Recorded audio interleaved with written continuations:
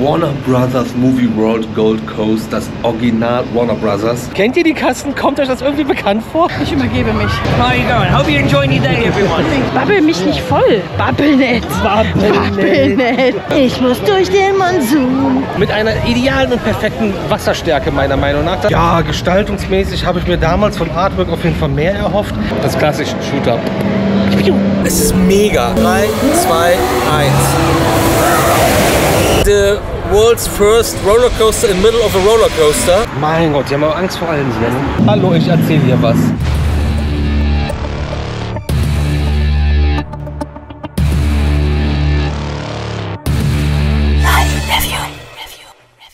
Mahlzeit, herzlich willkommen am Red Review Magazin in einem neuen Tour-Vlog unsererseits. Und wie ihr seht, sind wir immer noch an der Gold Coast Surfers Paradise in Australien. Und gestern Abend ist ja die Welt untergegangen. Ist auch noch ein bisschen nass hier auf der Terrasse und Luftfeuchtigkeit relativ hoch jetzt. Haben noch früh, haben noch Zeit. Ich schneide schon mal ein bisschen was vor für euch. Und heute geht's nach Warner. Warner Brothers Movie World Gold Coast, das Original Warner Brothers. Das, was 1996 dann in Bottrop auch nachgebaut wurde, 1:1 kopiert wurde. Die 1:1 Kopie von Bermuda Dreieck aka Area 51 gibt es ja so nicht mehr. Habt ihr ja gestern im Vlog gesehen beim Storm Coaster. Haben sie ja alles rausgerissen und einen Mark Rides Water Coaster reingebaut. Auf jeden Fall krass und schade, denn so einen großen Dark Ride Part, das alles, das kann heute keiner mehr stemmen. Und schade, dass wir das jetzt nicht im Original gesehen haben. Wäre natürlich ultra witzig gewesen. Aber ich glaube, dass wir heute einige Sachen sehen werden, wo es doch die eine oder andere Parallele gibt. Das sollte eigentlich nicht so sein und ist auch gar nicht so cool für heute.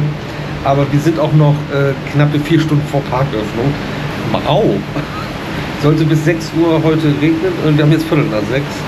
Aber das Gute ist, Bahn fahren, auch wenn es nicht zu krass wird, außer wenn Gewitter kommt, dann wird alles geschlossen, muss der ganze Park shutdown. Aber die sind jetzt hier nicht so wie in China oder in Japan, wo bei Regen nichts fährt. Aber ich glaube, ich muss ein bisschen nach innen rutschen. Außer der Wind dreht, dann bringt das auch nichts, weil das war auch alles heute gestern Abend bis zur Scheibe schon. Es ist aber schon, wenn du irgendwo draußen sitzt und Dach drüber hast, mit dem Meer und so, das ist gemütlich. Da kann mir ja keiner sagen, dass das nicht gemütlich ist, wenn es dann regnet. Auch wenn das natürlich nicht der Sinn der Sache ist, aber es ist auch ultra hell dabei, die Sonne scheint. Es ist doch wie Deutschland, nur wärmer.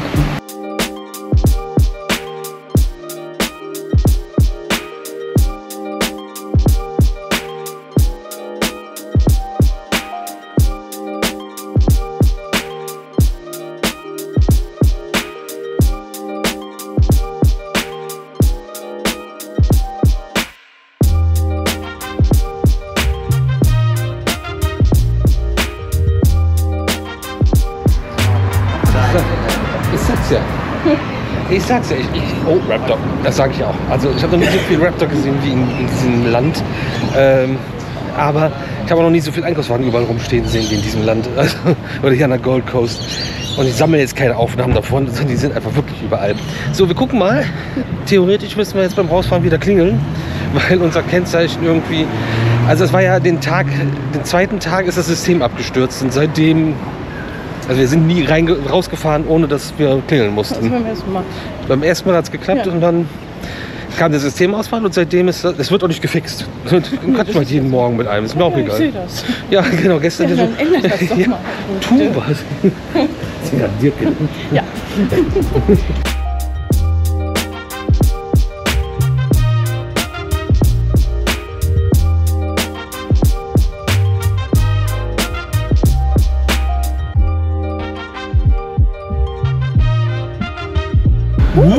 Es hat funktioniert. Das ging voran. Es hat funktioniert. Wir sind rausgekommen, ohne anzurufen. Ich habe gerade gesagt, film das. Wenn wir das filmen, funktioniert das. Dann kann man nicht zeigen, wie jetzt das fällt. Rechts? Nein.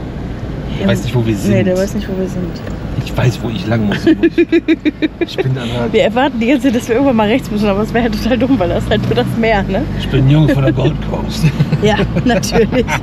Aquadark. Fährt hier den ganzen Tag rum.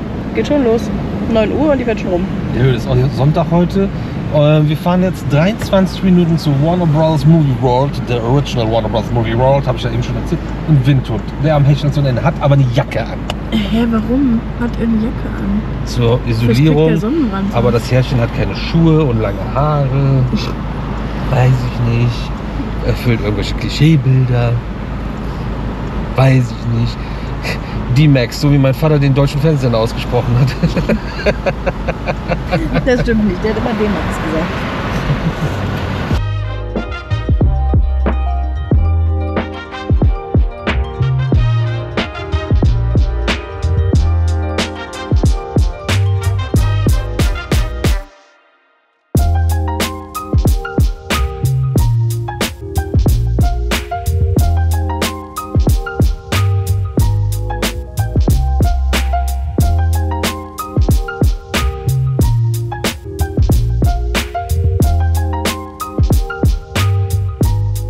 Joker haben wir leuchtend auf dem Hinweg gesehen, das gar nicht gecheckt, dass das der Park jetzt ist. Alter, es ist gerade so eine Wolke über uns, die ein bisschen was Regen runterlässt, aber es ist auch nur diese eine zum Glück bis jetzt.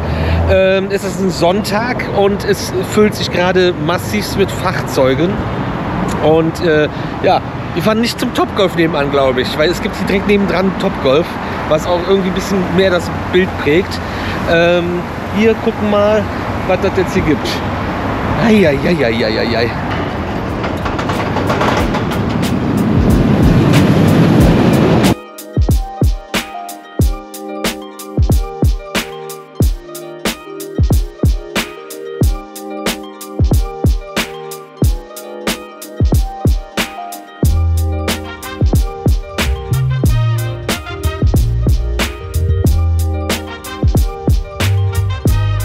Wahrscheinlich dann wie bei uns auch die Infokasse.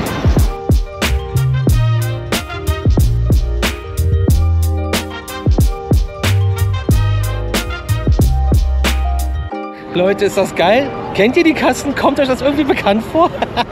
Auch hier bekommen wir übrigens vom Park die Möglichkeit, On-Ride-Videos euch mitzubringen und werden gleich von Kate abgeholt. Deswegen gucken, was wir jetzt gleich am Anfang direkt schon erzählen können. Wir gehen da gleich für Videorunde, für alles voll hyped durch. Gestern, Dale von gestern war ja Supervisor. Kate heute ist Ride Trainer und die ja, unterweist halt alle Leute an den verschiedenen Rides und deswegen kennt die sich wahrscheinlich auch überall aus und kann uns dann auch überall mit hinnehmen, dass wir dann On-Ride machen können. Lass erstmal dazu, weil ich glaube nicht, dass wir jetzt über den normalen Eingang direkt sprechen, weil wir mit ihr jetzt gleich direkt reingehen. Das machen wir dann beim Rausgehen auf jeden Fall nochmal, aber die Kassen, ihr kennt den Stil einfach. Es ist Copy-Paste von hier nach Deutschland gebracht worden, außer halt Area 51 ist aus einem anderen Park rübergekommen. Total kurios. Gestern habe ich übrigens vergessen zu sagen, Eintritt bei SeaWorld $139 an den Doors und hier sind wir bei $129 Doors. Klar, hat auf jeden Fall alles sein Preisschild, ist aber verhältnismäßig in Australien ganz normal, dass das so viel kostet. Das sind australische Dollar. Und du kriegst ja auch wirklich was dafür geboten, ne? Das kommt ja auch noch dazu. Habe ich, glaube ich, im Dreamworld-Vlog auch schon gesagt gehabt. Ach ja, und wenn ihr natürlich nicht nur einen Park macht, sondern mehrere Sachen, es gibt auch Kombi-Tickets, die kann man online vorher kaufen. Die sind dann entweder für die ganzen Attraktionen aufgeteilt über ein paar Tage oder. Da gibt es ganz viele, hier gibt es auch verschiedene Kombos. Also es ist super komplex, da musst du echt gucken, was willst du machen, was lohnt sich für dich, was rechnet sich, muss man sich leider ein wenig mit beschäftigen, sind aber normale Internetseiten, wo man alles anständig findet und lesen kann, nicht wie in China oder so.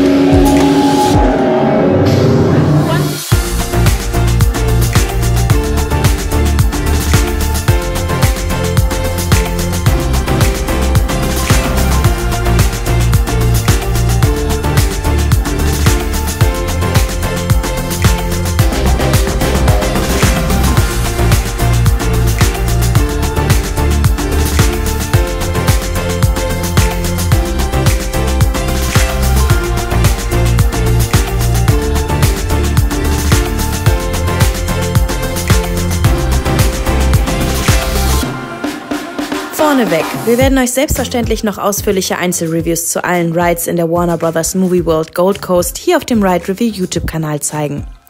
Wenn man zusammen mit Offiziellen vom Park unterwegs ist, passt es nicht immer, dabei ausgiebig zu vloggen. Wir erzählen aber auch hier im Video noch einiges. Und an dieser Stelle noch was Allgemeines zu Warner Bros. Movie World Gold Coast in Australien. Der Themenpark wurde 1991 eröffnet und gehört zu Village Roadshow Theme Parks. Die wiederum hatten bereits in den 1980er Jahren eine Partnerschaft mit Warner Bros. Sowie ein Joint Venture mit Private Leisure, die ihrerseits Teilhaber von SeaWorld Gold Coast waren. Village Roadshow kaufte dann noch Ende der 80er Jahre das Gelände der gescheiterten DEL Film Studios, aus denen später Warner Roadshow Studios und die heutigen Village Roadshow Studios wurden. Von da war der Weg dann nicht mehr weit zum Filmthemenpark.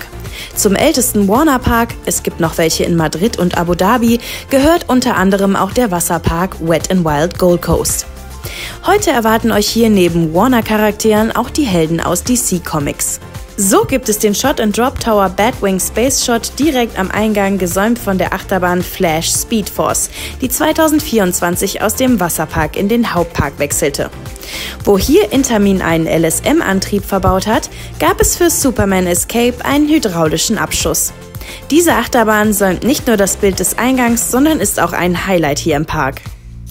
Aber wir nehmen euch jetzt mal weiter im Vlog mit durch Warner Bros. Movie World Gold Coast.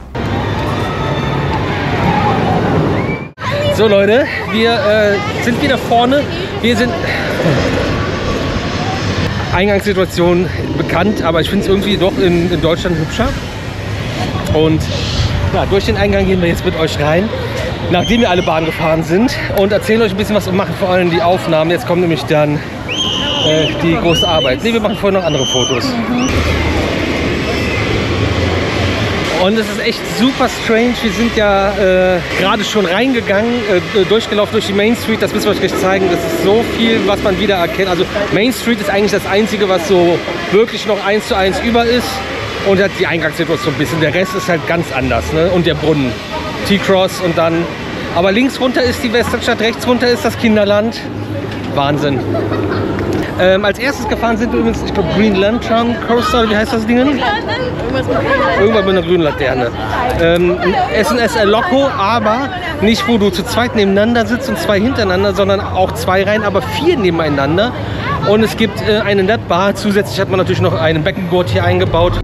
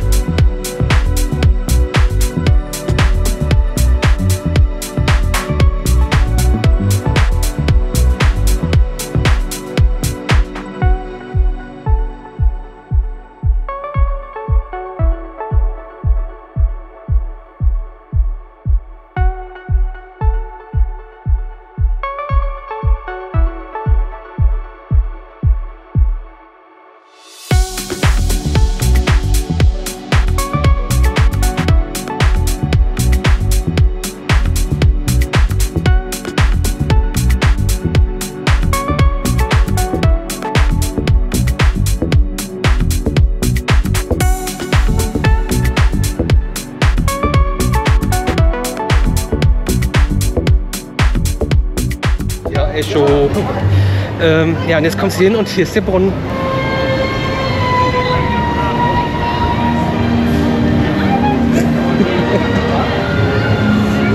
Genau. Auch gefahren sind wir Justice League. 3D, Alien Invasion 3D.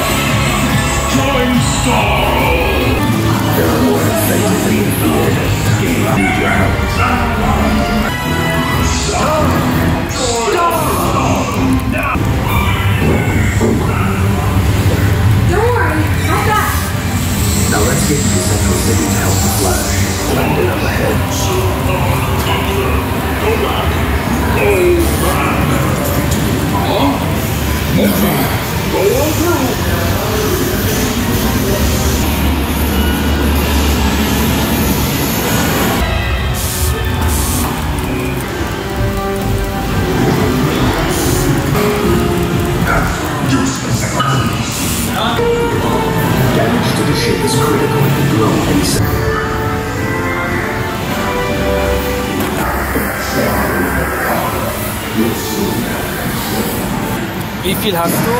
57016. Ich habe auf beiden Seiten geschossen. Ja, ich wusste irgendwas mit 3D. Voll geil, richtiger Oldschool-Flavor und das ist auch ein cooler Fotopoint. Also wirklich richtig Oldschool Warner-Style. Green Lantern Coaster einfach. Interaktiver Ride. Hat aber Bock gemacht, sah richtig cool aus, hat uns auf jeden Fall beiden sehr gut gefallen. Und jetzt übergebe ich mal an dich. Ich übergebe mich. Und was rede ich jetzt? Entweder irgendwas oder nichts. Achso, dann jetzt gerade nichts, weil ich wüsste jetzt gerade nicht was. Bro muss jetzt arbeiten. Der Spaß ist jetzt vorbei. Ja. Aber man erkennt schon ein bisschen was wieder, aber ich muss sagen, ich hätte es mir mehr vorgestellt. Es ist halt schon anders aufgeteilt teilweise, wenn man überlegt.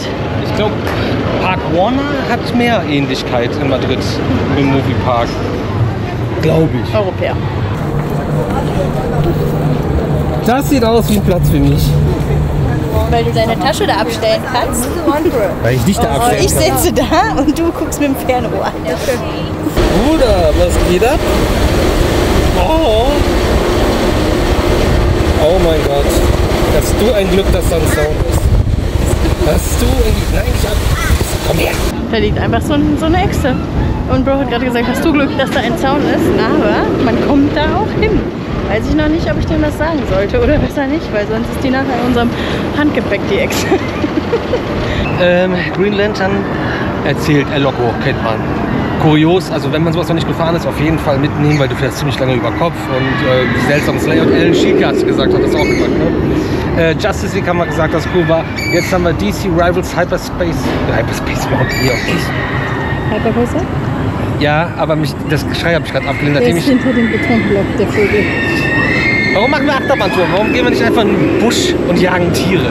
Um sie dann süß zu finden und zu petten und wer sich nicht streicheln lässt, wird gegessen. Das sind die Regeln. Streicheln lassen oder essen lassen. Es gibt Hybride, die auf der Speisekarte stehen und gestreichelt werden. Darum soll es gar nicht gehen. DC Rivals Hypercoaster, Mug Rides, Hypercoaster, Megacoaster, kann man ja sehen, wie man möchte.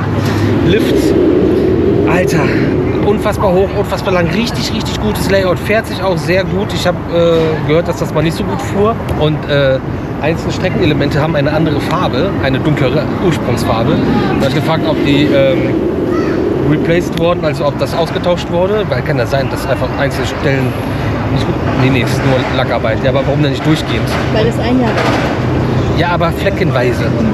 Ich glaube das nicht. Und das dauert nicht ein Jahr. Also hier bestimmt. Die ganze Bahnsteig, meinte die dauert ein Jahr. Sehe ich anders. Ich mache die jetzt auch an einem Wochenende. Ja, das ist halt. Muss nur ein anderer abkleben. Das mache ich nicht. Da ist ja früh. Darum soll es gar nicht gehen. Richtig krasse Fahrt. Bockt auf jeden Fall mega, super lang. Und die haben hier die Besonderheit, dass der letzte Wagen einen gedrehten Sitz hat.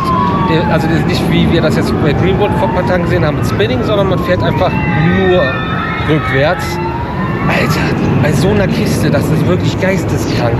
Das Ding ist ja 61,5 Meter hoch oder was und dann stürzt du hier runter und verrückt. Auch, vor allem dann, wenn die Airtime-Hügel kommen, mit Ejector Airtime, das rückwärts, ja, im letzten Wagen.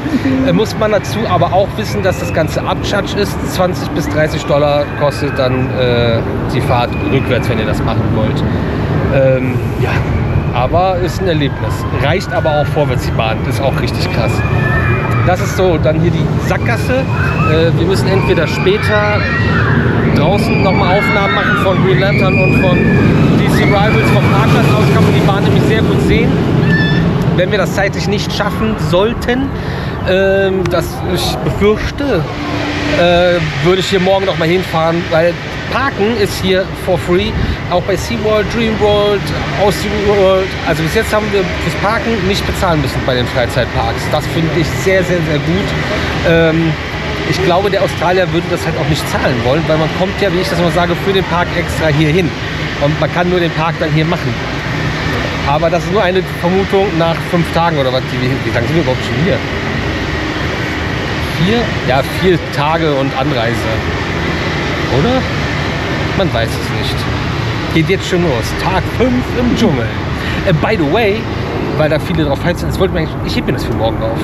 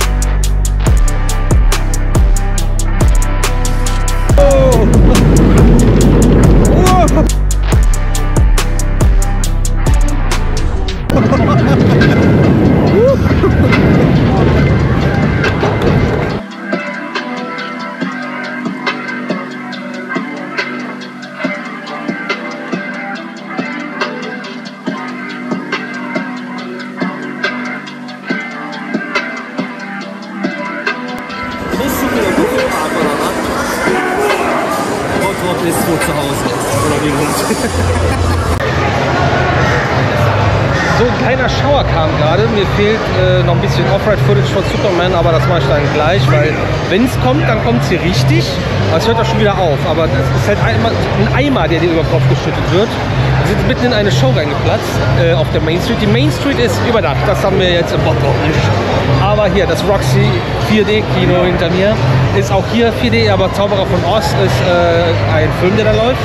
ist aber auch aktuell ein neues Thema, reden wir auch gleich drüber. Und ich glaube, wir steppen mal weiter ein bisschen hier durch. Ja, es regnet nämlich gerade hier rein.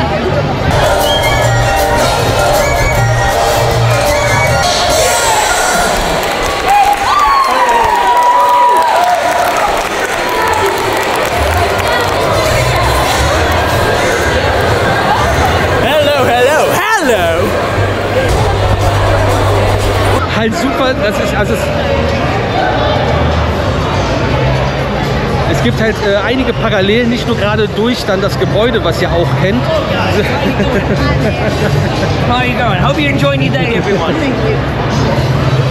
So, und was ihr auf jeden Fall auch noch kennt, ist das. Also die Ecke kennt man. Hier sind auch Toiletten dann gegenüber. Oh mein Gott, die haben noch die Police Academy. Das ist so cool. Und ja, wir gehen gleich in die Stunt-Show, die an der gleichen Stelle ist, wie sich das gehört, aber hier noch Police Academy themed ist. Harris sieht ein bisschen zu nett aus. Your reward is that you get a handover. How am I getting wet here? This road is not regulation, it's holes in this road. Sir, I don't like that. I'm getting wet. Who built this place? Last time we're coming back here, you know it? I'm just hiding from the rain. My hat is not an umbrella, man. Oh, sorry, sir.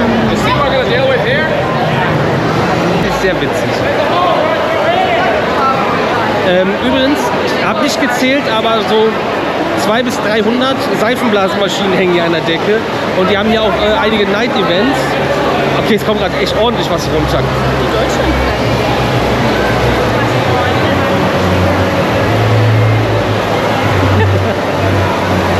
Okay, jetzt gerade ist ein leichter Wolkenbruch. Hollywood Stunt Driver heißt die Stunt-Show übrigens hier. Also ich weiß jetzt nicht, ob die dann auch noch Police Academy themed ist. Aber gucken wir uns den gleich an. Hier darf noch Looney Tunes. Ja, auf dem Fernseher läuft hier Looney Tunes. Auch hier. Auch dieses offene Backstage. Gebetsraumartige Außenterrassengelände gibt es hier. Das ist total verrückt, ey. Da ist übrigens auch ein sehr cooler Fotopoint.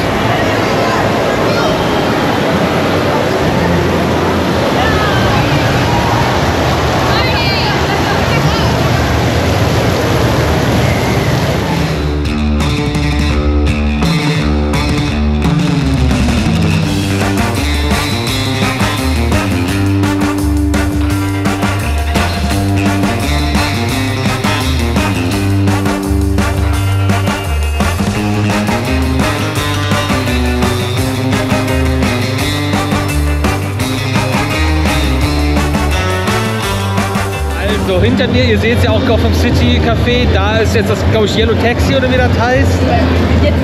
Jetzt ist das da, also im Movie Park Germany. Und da kommen wir gleich noch zu. Und daneben der Platz Gotham City, aber viel, viel kleiner, habe ich das Gefühl. Und gegenüber, wo der NYC Grill ist halt einfach normales F&B. Und hinter mir ist der Eingang zur Stunt Show, der ja in Bottrop auf der anderen Seite dieses Gebäudes, Buildings, was auch immer ist. Total witzig, ey, aber habe ich, glaube ich, jetzt auch schon 200 Mal gesagt. Aber es ist halt so ein bisschen Hype, weil das irgendwie ja, total weird ist, hier zu sein.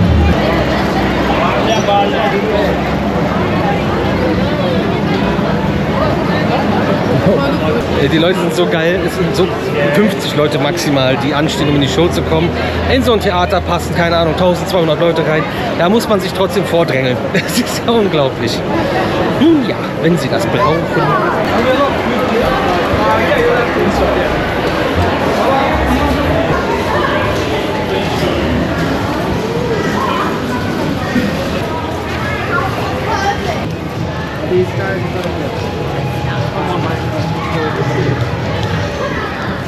Ich habe euch Quatsch erzählt, es ist Hollywood Stunt Driver 2, was hier gezeigt wird.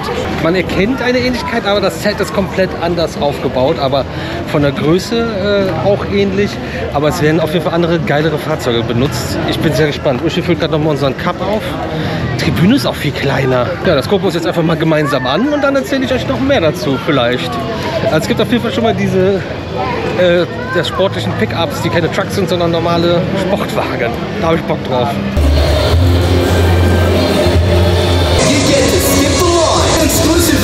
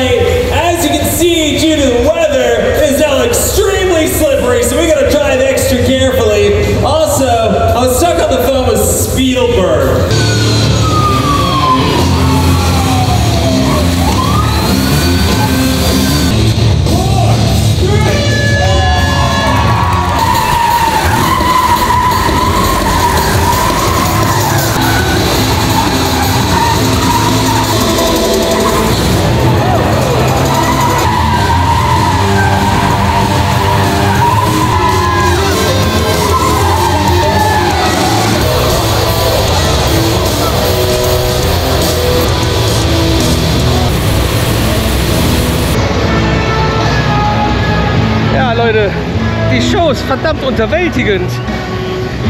Wirklich, da lobe ich mir doch ein paar geisteskranke Italiener, die bis ans Limit gehen. Ja, es ist ein bisschen rutschig, aber ich glaube, das wäre jetzt nicht von der Story und von der Aufmachung viel, viel spannender geworden.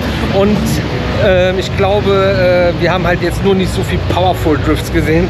Aber sonst hätten sie nichts anderes gemacht, außer ihr Straßenrennen zu fahren. Aber ist das bei uns dann da, was da sonst geht? Oder ist es dem nachempfunden, die Idee daher, das Straßenrennen? Stadtrennen, Straßenrennen. Straßenrennen sind illegal, das macht ihr nicht. In Deutschland kann man auch gegen sich selber ein illegales Rennen fahren. Also, das ist auch eine Nummer. Ja, aber ich habe auch, nachdem wir jetzt ein paar Tage hier sind und alles so safety-mäßig ist, auch eigentlich nicht mehr erwartet. Ich habe gedacht, das kann man doch hier nicht bringen.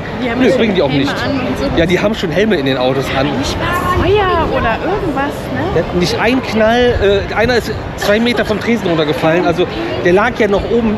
Man konnte ihn sehen, als er auf der Matte gelandet ist. Könnt ihr sparen, wenn ihr hier seid. Müsst ihr nicht machen. Can you spare yourself? Ja, yeah, can you spare your ribs? Spare your ribs. So, dann machen wir jetzt WB Kids. Da steht WB Kids. WB Ausrufezeichen. And keep your arms and legs into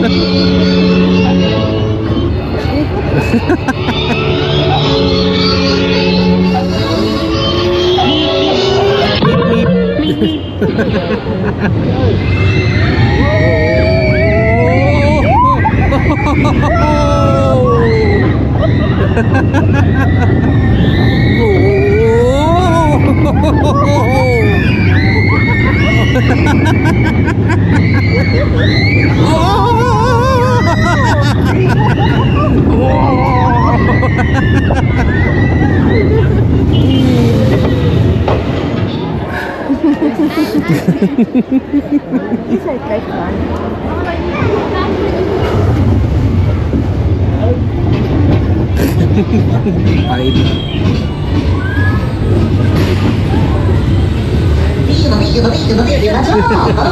Welcome back, guys. Be exiting out to your left-hand side there. Folks, don't forget to grab anything you might have on the station platform. please exit.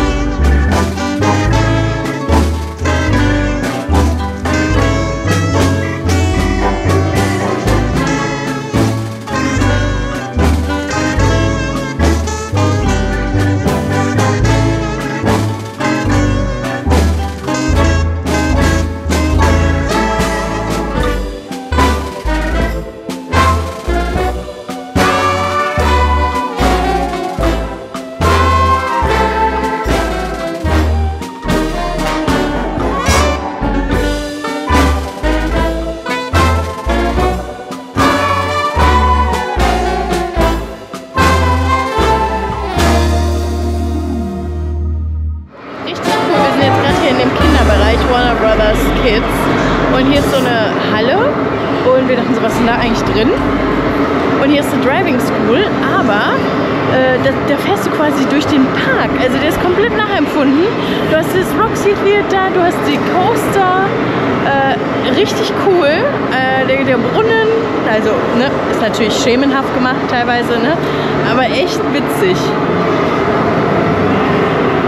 Finde ich auch eine echt coole Idee. Da vorne ist dann hier auch so Superman Escape angedeutet und so weiter. Ich zeige euch das mal.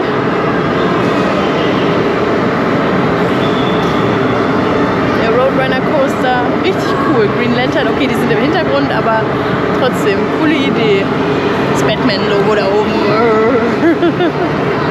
Da brauche ich auch noch einen Globo für einen nicht vorhandenen Moving Head, der Wechselglobus hat.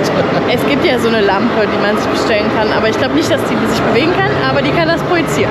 Deswegen brauchen wir ja auch einen Globo für einen noch nicht vorhandenen Moving Head, weil diese Billigdinger auch noch nicht dafür geeignet Ich filme den jetzt nicht mehr, weil der kriegt sowas nicht.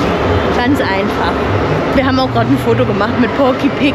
Und wie heißt der andere nochmal? Der Martian. Der ist Marsianer. Ja. Aber ich weiß nicht mehr, wie der heißt. Martin, the Martian. Ja. Martin the Martian, ja. Genau. Und ist halt schon ganz süß hier. Wie dieser Hahn heißt, weiß ich auch nicht. Da bin ich nicht so drin in dem Thema. Babbel mich nicht voll. Babbel nicht. Babbel nicht. Ja, ziemlich viele Kinder hier. Kinderbereiche sind immer anstrengend. Ja, aber wir kämpfen uns hier durch. Wir sind jetzt hier beim Roadrunner Rollercoaster. Die konnten wir auch noch fahren. Vorhin wurde ja gesagt, dass die ein bisschen... Achso, das sage ich jetzt aber. Ich bleib mal hier an der Stange, ja? Vorhin wurde uns gesagt von der Kate, die uns rumgeführt hat, dass Roadrunner leider geschlossen ist. Und wir dachten schon, das wäre richtig geschlossen. Aber sie sagte dann auch, dass es vielleicht später nochmal aufmacht. Und da hatten wir richtig Glück. Und die letzte Bahn, die wir mit denen zusammen gefahren sind, war dann hier Roadrunner. Die haben gerade aufgemacht. Und genau, da haben wir uns echt gefreut. Die Bahn ist, ich weiß nicht genau, wie alt die Bahn ist, aber die hat auf jeden Fall neue Züge drauf. Mit den neuen Bügeln von Vekoma. Das ist ein Vekoma Junior Coaster. Standard-Layout hast du gesagt, ne? Ja, ist eins von den Standard-Layouts. Eins der Standard-Layouts. Und ich finde cool, dass sie so ein bisschen ruppig fährt. Also sogar in der ersten Reihe ist sie ziemlich schnell und man merkt richtig, wie der Zug von hinten drückt, finde ich. Also wenn ich, für Kiddie Coaster fand ich die jetzt schon ordentlich, muss ich sagen. Ne? Nee, hat Spaß gemacht, fand ich cool. Züge sind auch cool gemacht, cool gestaltet mit Acme und so, ne? Mit diesen Kanonendingern drauf. Yes, und man hat natürlich das Geräusch. Und sogar am Ende gibt es nochmal 2 Figürchen, die man angucken kann. Nur Figürchen, kein Animatronic. Ne? Ja, jetzt haben wir hier das Kinderland schon fertig gefilmt, oder? Sieht schon wieder nach Regen aus. Gerade eben war ja Monsun. Ich muss durch den Monsun. Kriegen wir jetzt einen Strike wieder? Kommt doch an, wie gut du bist. Ich würde sagen, wir machen jetzt einen Step in die Westernstadt. Und das relativ schnell.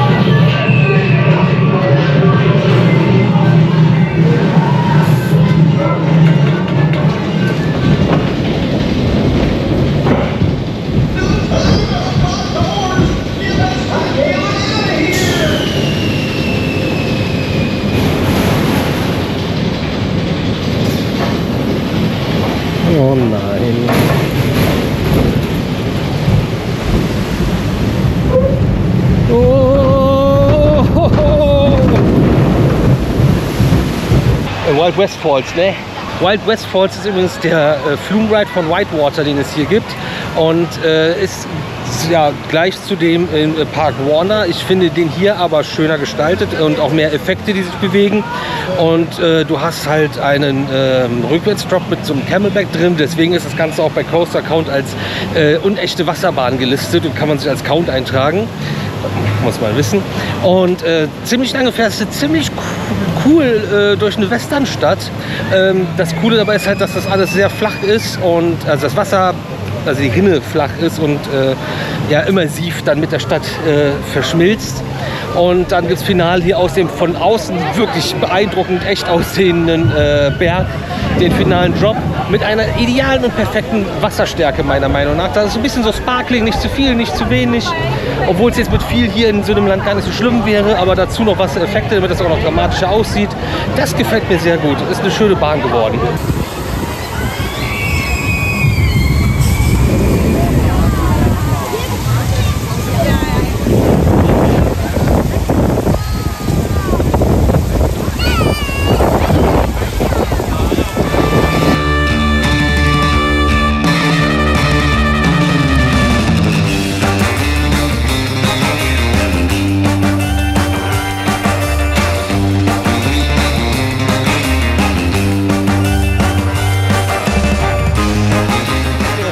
Double Ranger, der ist aber geschlossen und das wird auch noch einen Moment so dauern, denn da sind alle Kabel gekappt. Das sieht nicht nach einer normalen Wartung aus, wenn ich das ehrlich sagen darf. Machen wir hier noch ein Voodoo? Ja, irgendwie das, wo alle in Deutschland nach trauern, dieses ganze Goffen-Ding ist irgendwie hier komplett lost. Ja, was drin ist, oder? Bar oder was auch immer. Also das ist aber einer der geilsten Eingänge für einen Ride überhaupt, oder?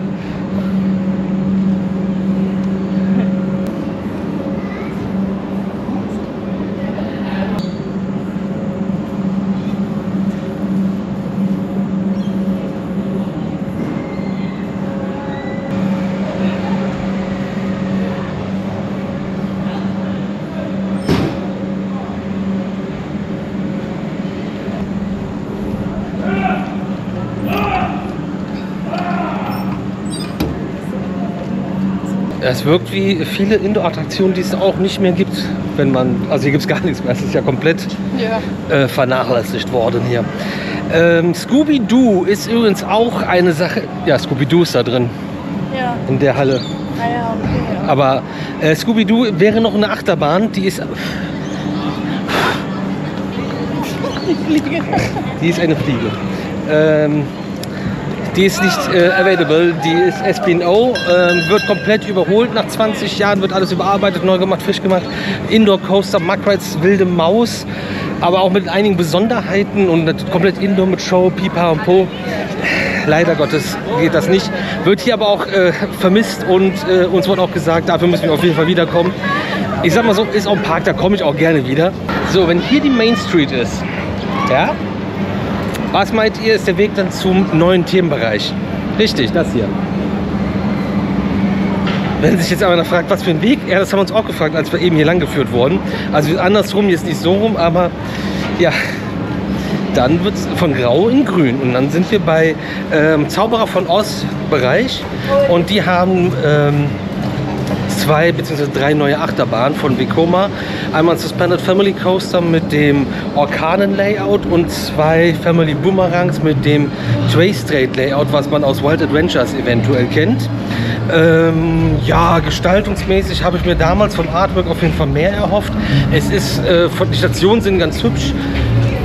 Auf dem Track selber passiert nicht viel. Ich finde aber jetzt beim Kansas Twister, also die beiden Family Boomerangs, für diese Maisfelder, also finde ich schon ganz süß, weil die so ein bisschen cartoonmäßig dargestellt sind.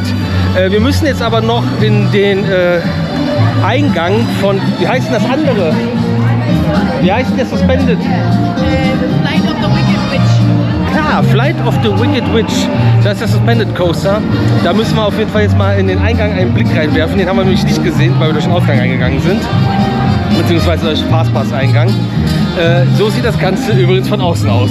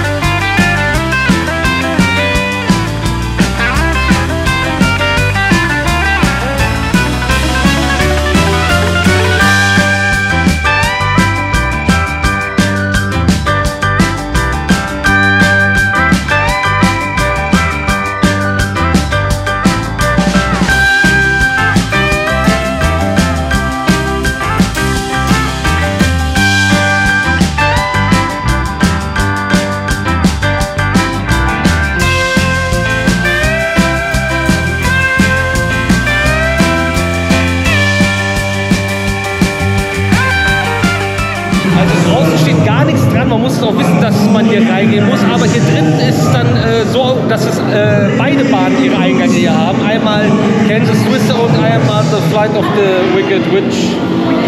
Wicked. Ja, muss man wissen. Draußen steht es nicht dran. Hier steht es jetzt nochmal drüber. Aber da ist auch der andere Test, den ich besucht habe. Ja.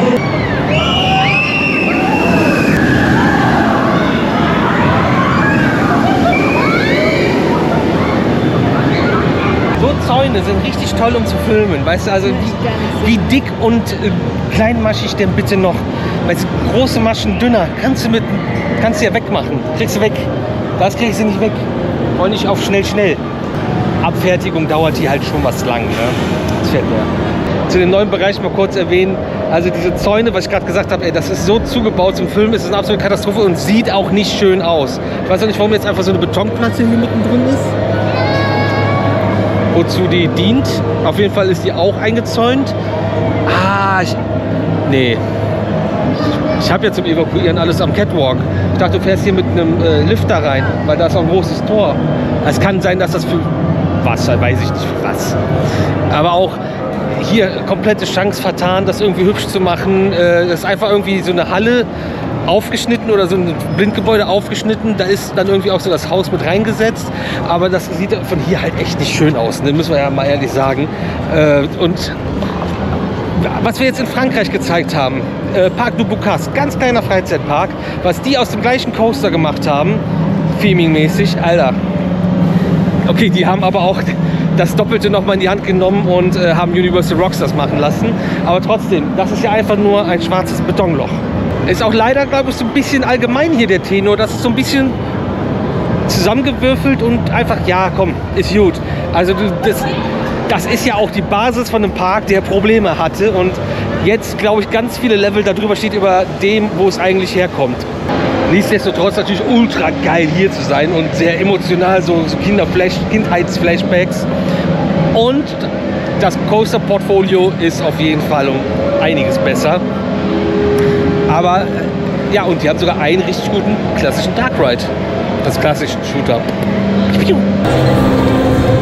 Das hier ist Camp Ushi. Hey. No photo, no video. No.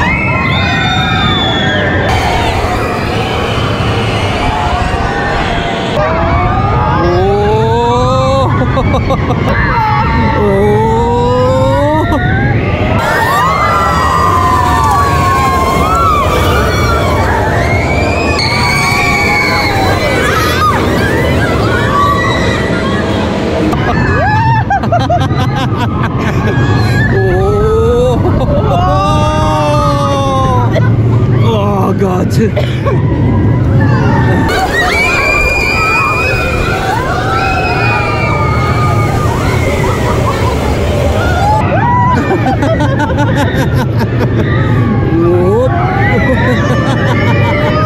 Oh Gott. Oh, das war zu viel.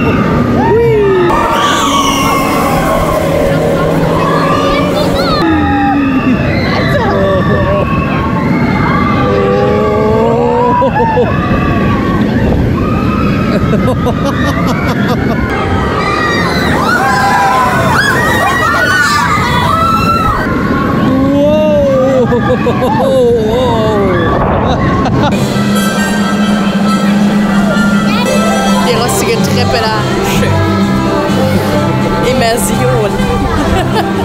So, wir halten uns mal fest an der Stütze von einem Intermin Hydraulic Launch Coaster. Jetzt fallen wir nämlich hier um. Haben wir auch noch nicht drüber gesprochen. Superman Escape Intermin Hydraulic Launch Coaster. Richtig geile Bahn. Ich hatte schon Bock drauf, weil ich was gelesen hatte dazu. Es ist mega. Du hast nämlich vorher einen sehr, also ja doch für eine Achterbahn einen sehr langen Dark Ride Part, der dann vom Layout-Design des Dark Ride Parts ein wenig an die Lego Dragons erinnert. Der Rest aber nicht, keine Sorge. Und wir sind in der U-Bahn von Metropolis, also die oder Gotham City U-Bahn, Metro, was weiß ich. Und dann natürlich gibt es ja wieder mal einen Angriff von irgendeinem Bösewicht und die einzige Möglichkeit ist, um uns zu retten, dass Superman kommt. Und das ist halt so geil in der Story, dass wir kurz stehen bleiben, es geht nicht weiter und dann hört man Superman, der sagt, ey Leute, ich bin da und wir müssen euch schnell hier rausbringen aus der U-Bahn, weil da fallen auch die Autos um, das hat man leider nicht gesehen im On-Ride, glaube ich, Autos durch die U-Bahn-Decke und so. Die U-Bahn stürzt zusammen und wir müssen euch in Superman-Geschwindigkeit hier rausbringen und dann schiebt Superman uns quasi, also den Zug, aus dem U-Bahn-Schacht raus und Superman ist als Figur hinten am Achterbahnzug dran. Das sieht ultra ulkig aus. Ich finde, das ist von der Story und vom Storytelling bei einer Achterbahn mal richtig, richtig geil. Und dann hast du halt einen Hydraulic Launch Coaster mit einem soliden Layout.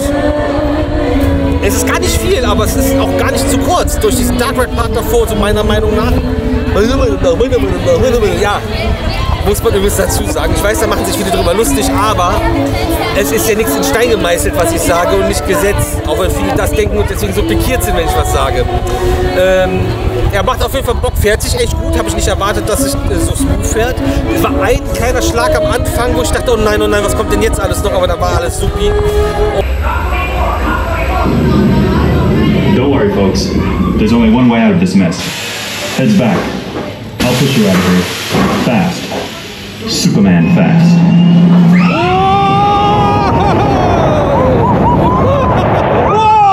Whoa!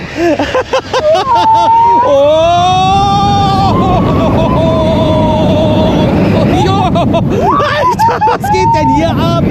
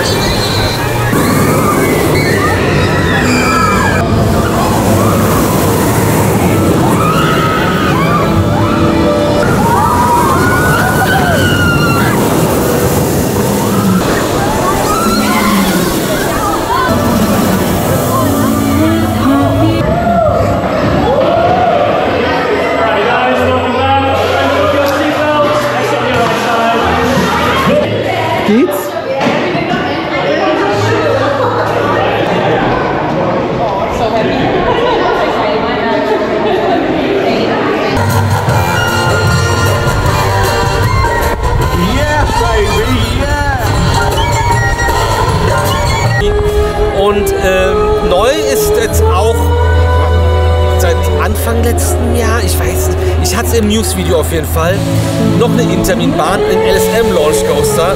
Jetzt kommt ihr übrigens hier nochmal rausgeschossen. In 3, 2, 1.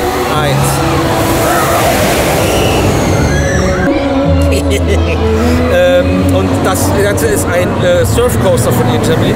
Haben wir vor, weiß ich nicht wann gezeigt, in Denver, letztes Jahr vielleicht, man weiß es nicht, nein, vorletztes Jahr, wo du einfach nur fährst, kennt ihr vielleicht dann auch ebenfalls von Intermin aus den Disney Parks beim Sea Racer. Hier aber mit dem Surfbrett, beziehungsweise ist das ja jetzt irgendwie ein Board von Flash, ein gelber Flash, ein roter Flash, ich habe keine Ahnung. Und da drauf sind Spinning-Gondeln.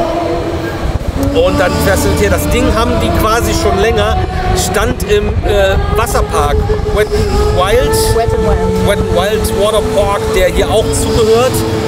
Da stand diese Achterbahn und die haben sie umgesetzt hier rein. Unser Glück, dann müssen wir in den Wasserpark. Und jetzt kann man die Bahn auffahren. Es ist beworben worden mit the world's first roller coaster in the middle of a roller coaster, was komplett bekloppt ist und nicht stimmt. Würde ich mal behaupten. Das ist, glaube ich, nicht die erste Achterbahn, die innerhalb von der Achterbahn gebaut wurde. Aber der Platz dafür war offensichtlich vorgesehen. Das ist ja perfekt hier in der Mitte von Superman. Also ich frage mich, was war da vorher?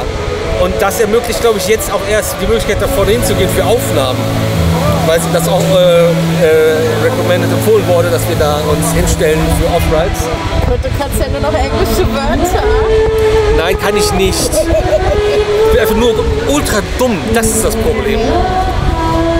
Genau, das haben wir. Und jetzt müssen wir gleich mal uns beratschlagen, ob wir alles gefüllt haben. Es ist jetzt keine Masse an Off-Rides, aber wir haben über jede Bahn gesprochen, die wir gefahren sind. Ne?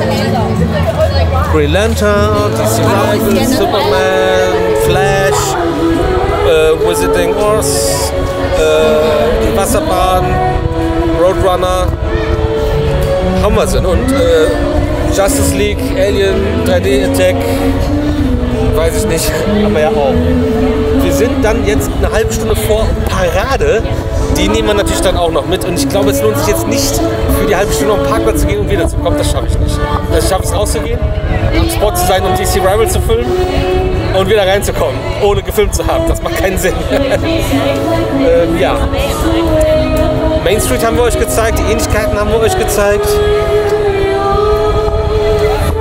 Oder? Wenn nicht, schreibt es bitte in die Kommentare, wenn ich was vergessen habe. Du willst das nicht. Hallo. Hallo. Sind die weich? Natürlich sind die weich. Hallo. Voll gespiekt. 29,99. Wir sind jetzt gerade im Department Store. Bis jetzt haben wir noch keine Ride Review T-Shirts hier gesehen, aber vielleicht sind die hier auch schon ausverkauft. Der Bro wollte mal gucken, ob er sich hier etwas kauft. Könnt ihr euch das vorstellen? Wollt ihr gar nicht, das wolltest du. Bla bla. So sahst du gerade aus. Ja, die Stuntshow hätte ich gern gesehen. Ja. Den SLC gibt es auch nicht mehr.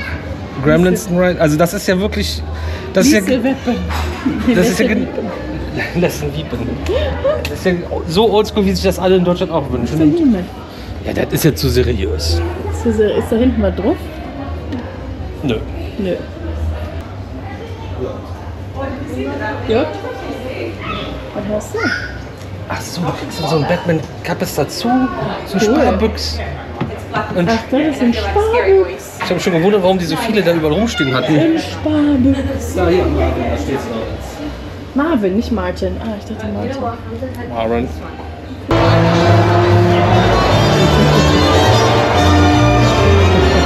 Was machst du hier? Wir sind hier in der VIP-Area von der Parade, die hier auf der Main Street stattfindet. Kate hat uns hier 2 Plätze reserviert und jetzt warten wir, da ist schon wieder der Müllmann. Den haben wir heute 15 Mal gesehen, der arbeitet auf jeden Fall. Jetzt warten wir hier, dass es losgeht. Man hat einfach Stühle hier. Ich glaube, die Stühle hier haben sie ja überall hingestellt in die Front Row teilweise. Weil das sind ja alles dieselben Stühle. Also die kommen irgendwo her. Ich hätte gerne gesehen, wie die hier alle mit Stühlen ankommen. Man muss dazu sagen, dass der Müllmann, Alter, der Dude vom Cleaning, dass der aufgefallen ist, weil er witzig war und dann kreuzt er halt den ganzen Tag irgendwie unseren Weg und jetzt ist hier nicht nur abgesperrt, sondern mit so einem Stuhl. Das ist ein bisschen weird, aber nehmen wir dankend an. Ich habe gerade mal durchgezählt, es sind 32 Seifenblasenmaschinen nur auf der Main Street, die unter dem Zelt hier hängen. Mehr Seifenblasenmaschinen als Moving Heads finde ich immer interessant.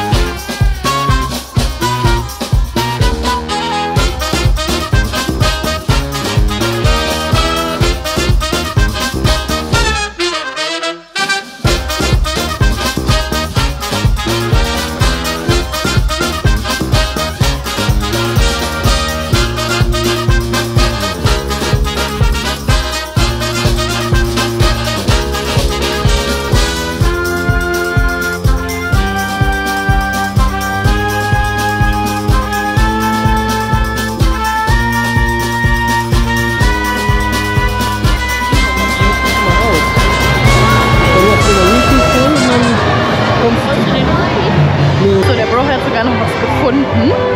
Er hat das T-Shirt gekauft, was er vorne gesehen hat. Das ist so ein, es war auf jeden Fall im Sale, weil das irgendwie irgendwelche Produktionsfehler hatte.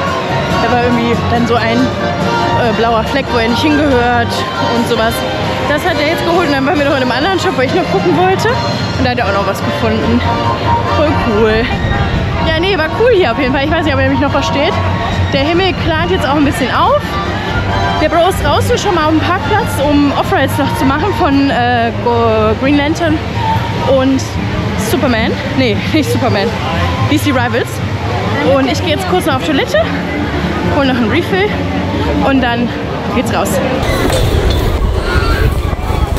Mit uns gemeinsam darf die Cleaning Good jetzt auf Feierabend machen.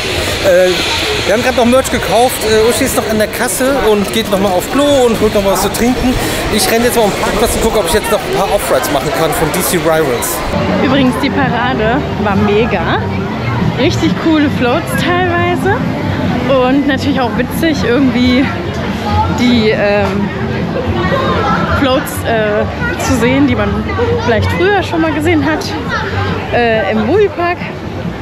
Und auch cool, so die ganzen DC-Helden, Batman, Joker, Harley Quinn, Wonder Woman, die waren halt echt alle da.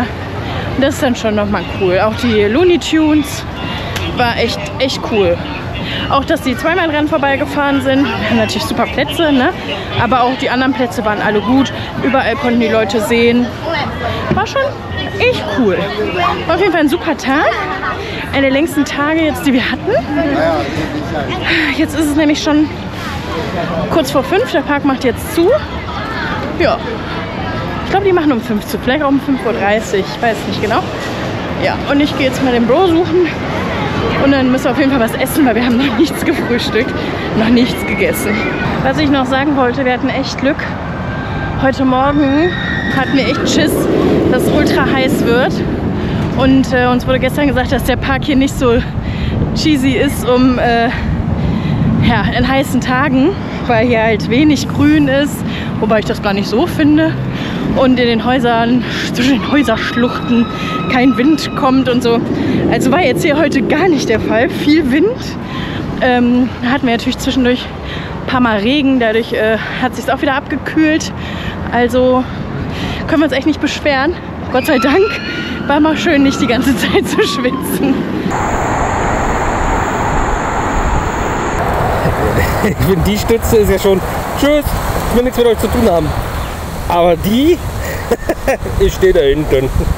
Warner Brothers Movie World an der Gold Coast, Leute, ey, wahnsinnig cool, sehr geilen Tag gehabt, sehr cooler Park, richtig coole Achterbahn, ey, DC Rivals, der Wahnsinn, allgemein super geil alles wieder, also die Leute hier in Australien sind richtig geil, ihr müsst ja rumkommen.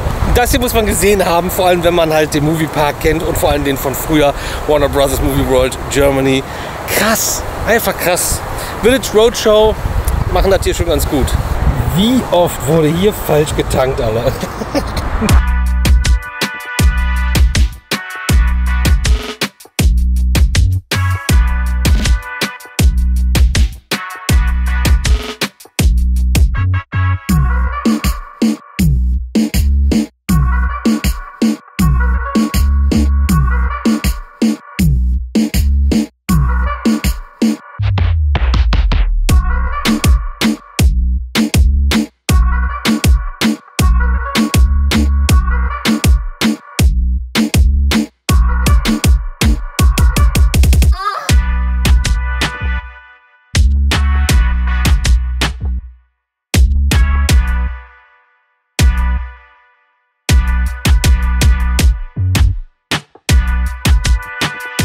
So, Peoples, wie geht das hier auf?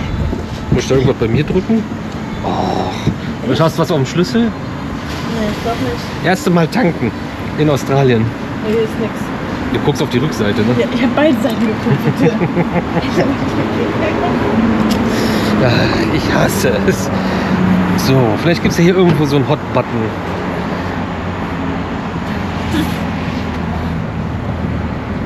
Nee, ne? Was? In der Mitte? Hier, ich hab ihn doch. Ah, hast du? Ja, eindeutig. Diesel, Diesel. Mein Gott.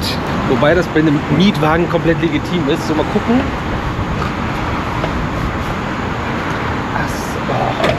Mein Gott, die haben aber Angst vor allen Tieren. Was? Versuch mal. Gucken wir mal, was passiert. Halt das. Geht das so? Ja, man kann hier nicht loslassen. Das ist Franzosen? Das sind Franzosen. Aber die haben so viel Angst, Diesel hier reinzuschütten in die Benziner, wo es nicht reingehört, dass das nochmal extra gelockt ist. Zeige ich euch gleich. Auch, dass man den Knopf nicht so gut finden kann. Guckst du mir jetzt zu, wie ich das festhalte, oder räumst du den Müll aus dem Auto? Achso, das kann ich machen. Wir müssen auf jeden Fall an der Tankstelle den Müll aus dem Auto räumen. Cool, der tankt, ey. Ich weiß auch gerade nur schnattern da hinten wieder. So, hier haben wir unseren Preis. 1,77,5 der Liter. Mit Diesel. So, und jetzt... Hier kannst du auch wirklich, keine Ahnung, einen Elefantenrüssel reinhalten in das Auto. Guck dir das mal an, ey. So, jetzt wird das hier wieder so gelockt. Und guck mal, nimm den mal raus. Oder versuch den mal rauszunehmen.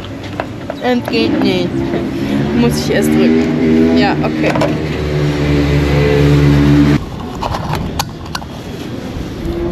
So. Und hier, das ist das Piktogramm dafür.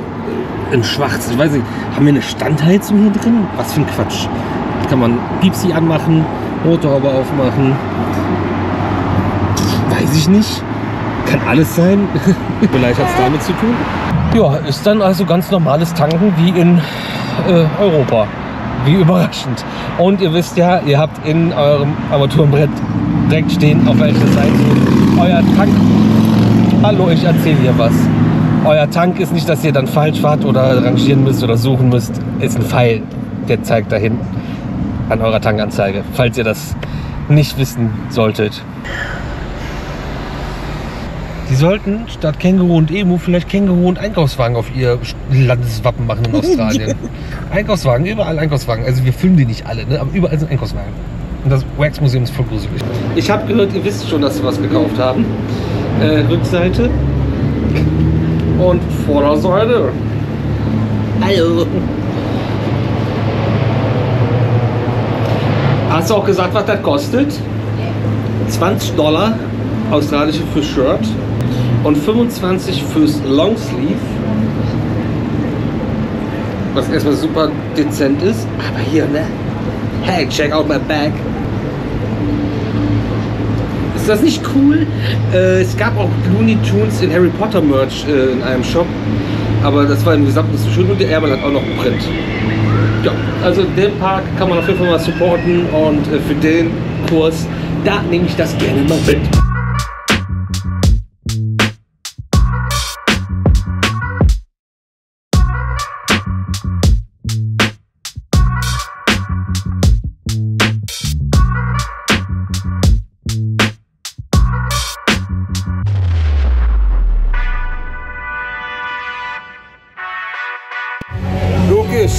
Lukas, auf dich und den Captain. Also quasi auch doppelt.